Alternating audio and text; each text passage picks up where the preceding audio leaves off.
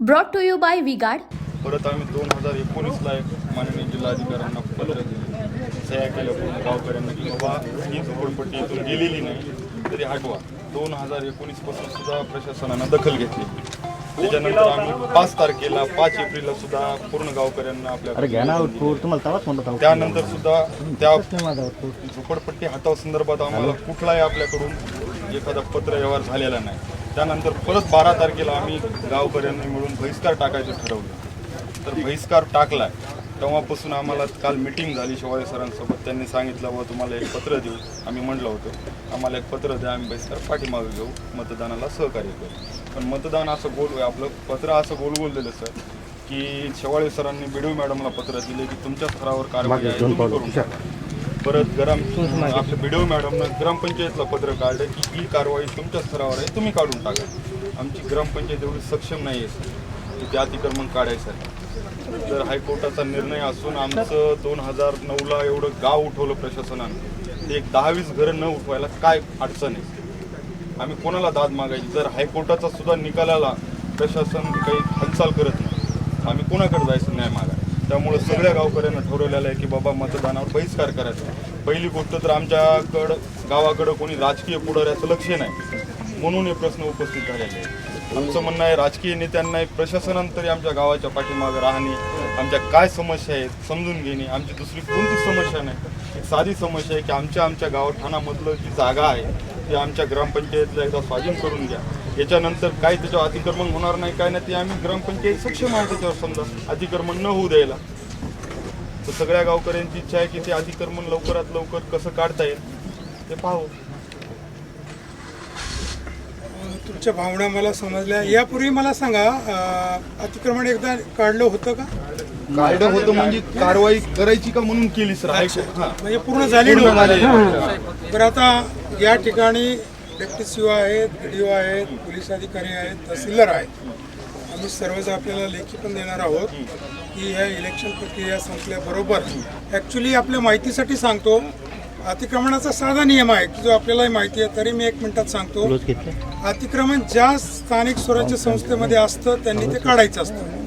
उदाहरणार्थ ग्रामपंचायतमध्ये असेल तर ग्रामपंचायत, नगरपालिकेत असेल तर नगरपालिका, महापालिकेत असेल तर महापालिका, सरकारी जागा असेल तर तहसीलदार, प्रांत, कलेक्टर यांनी काढायचं असतं. परंतु ही आपली अडचण लक्षात घेता आम्ही कुठलीही चालढकल न करता पुरेसा पोलीस बंदोबस्त घेऊन ही एक निवडणूक प्रक्रिया संपल्यानंतर मी डेप्टी सीओ यांना देखील आदेश देतो, बीडीओ आहे, रायटिंगमध्ये जाईल. निवडणूक प्रक्रिया संपल्यानंतर तातडीने याची एक सुनावणी घेऊन आपण तातडीने तुमचं अतिक्रमण काढू असं लेखी आश्वासन तुम्हाला आजच माझ्याकडून दिलं जाईल. मी ते मागवलेलं पण आहे. फक्त आपल्या सर्वांना माझी विनंती आहे त्या आपल्या लोकशाहीच्या उत्सवामध्ये आपण बहिष्कार न ठेवता तुमचा प्रश्न मी मार्गी लावेल. मात्र आपण मतदानाचा बहिष्कार मागे घेऊन सर्व ग्रामस्थांनी 100% मतदान करावं एवढं नम्र आवाहन मी आपल्याला करतो.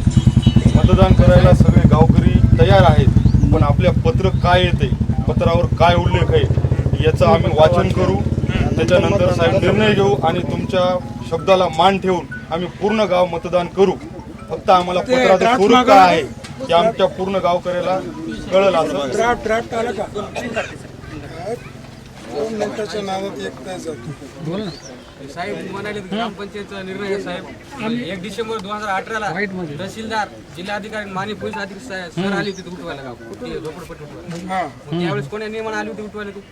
तर आमच्या ग्रामपंचायतमध्ये तुमच्या आग्रहाने आलते बाबा, तुमच्या आग्रहामुळे सांगितलं आणखी पण तुम्ही आग्रह आमचा आहे. येणार नाही. तेच तोच आग्रह आहे की आमच्या लेवलचा प्रश्न नाही. आमचं म्हणणं आलंय की तुम्ही तेच सांग. बस आता सुद्धा आग्रहच आहे. तेच सांग. आग्रहाची विनंती आहे आम्हाला. बोलायच्या आधी तेच सांग. बस बस बस अरे पाठवणं बाबा ते मी बोलतो ना भाई. प्रत्येक गोष्टीला लवकर जरा PCIच्या फोन लगेच म्हणजे किती तास लागतील? लगेच म्हणजे किती तास लागतील?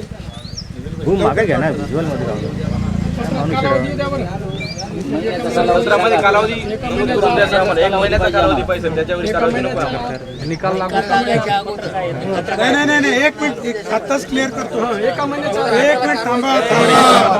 हे पहा, सर्वांनी गप्पा मारून फायदा नाहीये. सर्व बोलू नका.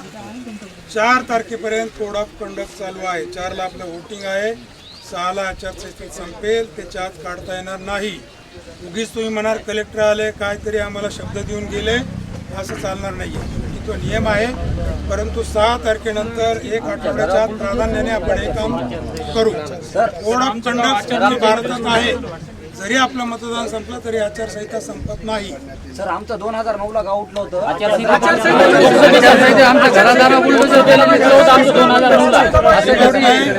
जे जुनं पाना सांगू नका कृपया.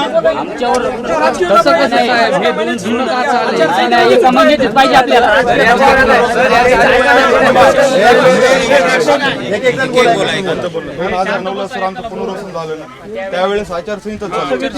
गाववाल्याचं म्हणणं आलं की फक्त झोपडपट्टी उठवण्यासाठी आचारसंहिता पुढे येते. आणि एवढं 4000 लोकसंख्येचं गाव उठवायला का कुठे गेलं ते आचारसंहिता? 2009 आणि आपण 2024 मध्ये विसरू नका तुम्ही. प्रत्येक वर्षी रूल्स बदलत जातात.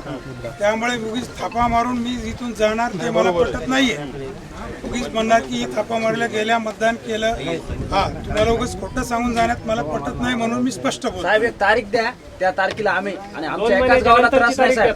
बहुत आल्यात प्रत्येक गावाला त्रास आहे. आम्ही फक्त निवेदन दिला. एक तुम्हाला निवेदन दिलं कलेक्टर ऑफिसला. त्यानं त्या दिवशी संध्याकाळी आमच्या गावामध्ये दगड फॅक्ट केलीच. संध्याकाळी गाड्या पळू नये. आमचे लोक बाया माणसं दळणाला गिरणीला आली. गाड्या जोरात पळली. जिल्हाधिकारी साहेब आहे सगळे. तुम्ही म्हणले ना साहेब कुठे त्यांची फक्त एक क्लिप दाखवतो त्यांची वागणूक काय आहे. मला कळलं. कागद पेन पॅड द्या. तुमच्या प्रांताचं अवैध धंदे पुन्हा दारू विकायला उजागर इथं कुणी आहे का? सर्व बिनपगारी अधिकारी साहेब त्या लोकांची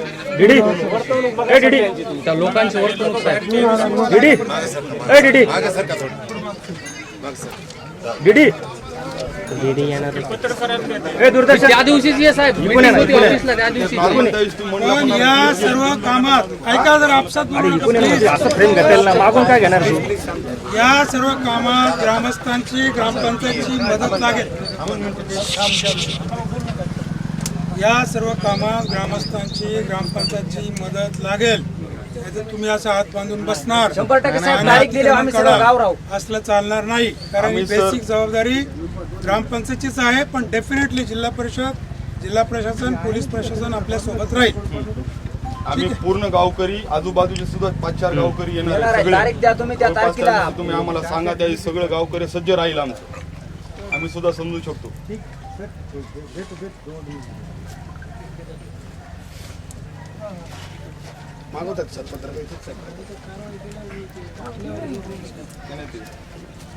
हॅलो,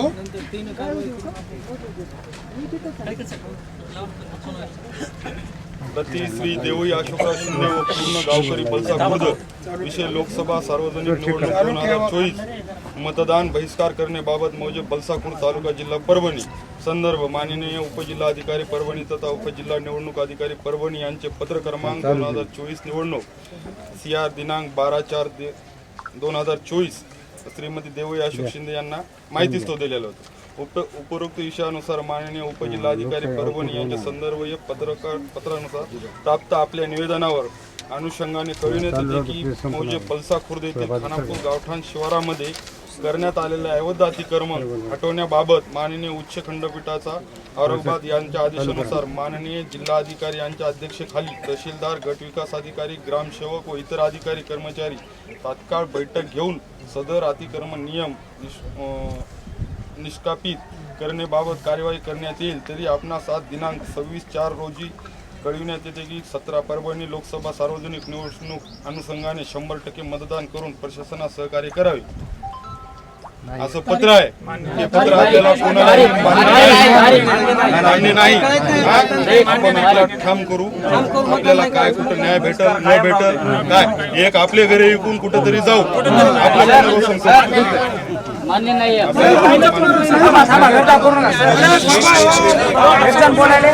मी अजून उठलो नाही, काहीतरी लिहितोय मी जरा. बोलू नका. जरा थोडं शांत लिहितोय मी काहीतरी. हे पत्र सांगितलं सर. अरे हो, बरोबर आहे.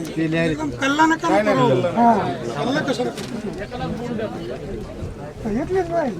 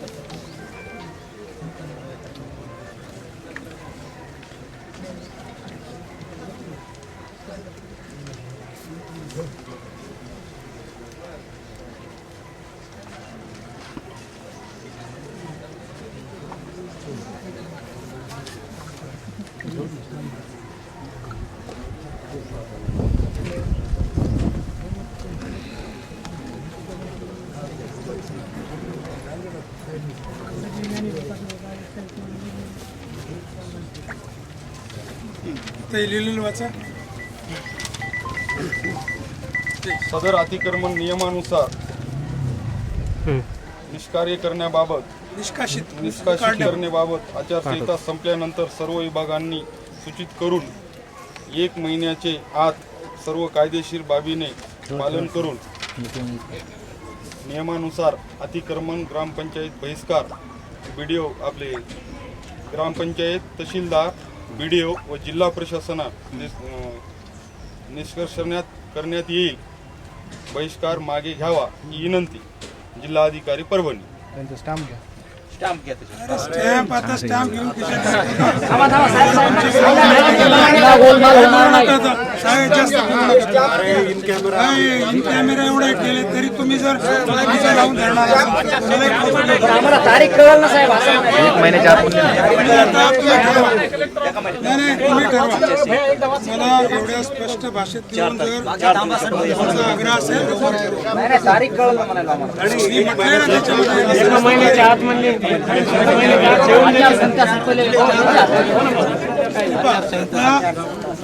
ऐका, प्रोसिजर पूर्ण करावी लागते. अर्धवट काम चुकीचं काम असतं. तुम्हाला थापा मारून तर मी आत्ता पण जाऊ शकतो, पण मला ते करायचं नाही आहे म्हणून मी एवढं स्पष्ट लिहून दिलंय. ऑन द स्पॉट कॅमेरे चालू आहेत. त्यामुळं आपल्या सर्वांना पुन्हा एकदा विनंती आहे, या लोकशाहीच्या उत्सवात आपण सहभागी व्हावं, सर्वांनी मतदान करावं. आपल्याला निश्चित जिल्हा प्रशासन आपल्या सोबत आहे. एवढंच मी लेखी पण दिलेलं आहे आपल्याला. धन्यवाद. Brought to you by V-Guard.